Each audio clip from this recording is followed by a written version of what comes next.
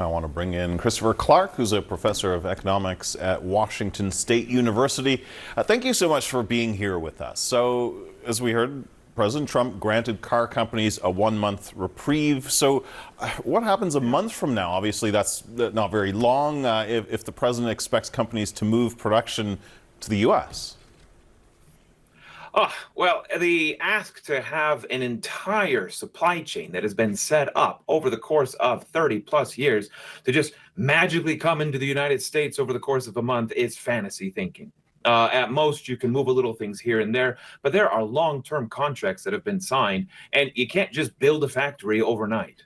Yeah, that's right. So you wonder whether this will just continue after that, or whether he'll have to impose it. A wider trade war would harm Canadian and Mexican exports. It'll also hurt, obviously, the U.S. economy. President Trump said there will be little disturbance, but we are okay with that. So how big of a disturbance are you expecting? Well, the estimates have been put out that this will be a tax on the American family of well over $1,000 a year if we keep these 25% tariffs for the duration of the year. This is a significant disturbance. We import a ton of produce from Mexico, lumber from Canada. This will make housing even more expensive to construct. It's not the end of the world. The estimates are GDP may fall by 0.5 percentage point. We're currently growing at 2.5 percentage points. So just slow down in growth, but certainly living under our potential. Yeah, it's so hard to know and to project because, you know, as some have observed, as often as Donald Trump talks about tariffs, it seems as though almost as often he's talked out of them. It's that sort of whiplash that's creating so much economic uncertainty. What effect is that having?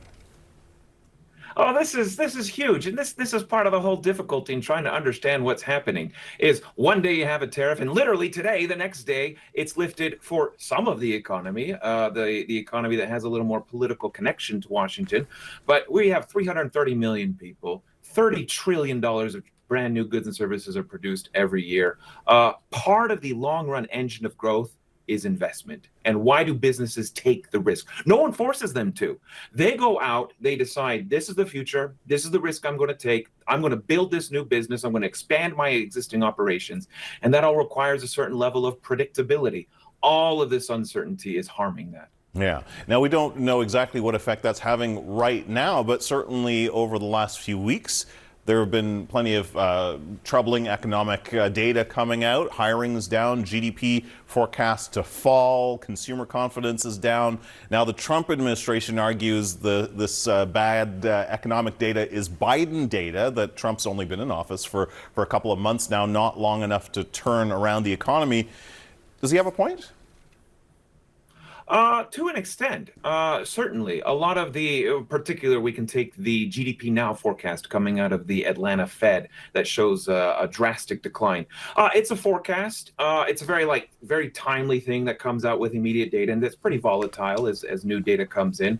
Another GDP Now forecast from other Feds are not showing such a dramatic decline. So it's kind of remained to be certain how quickly things are declining. We're not seeing huge effects in the labor market yet. The labor market is still fairly okay.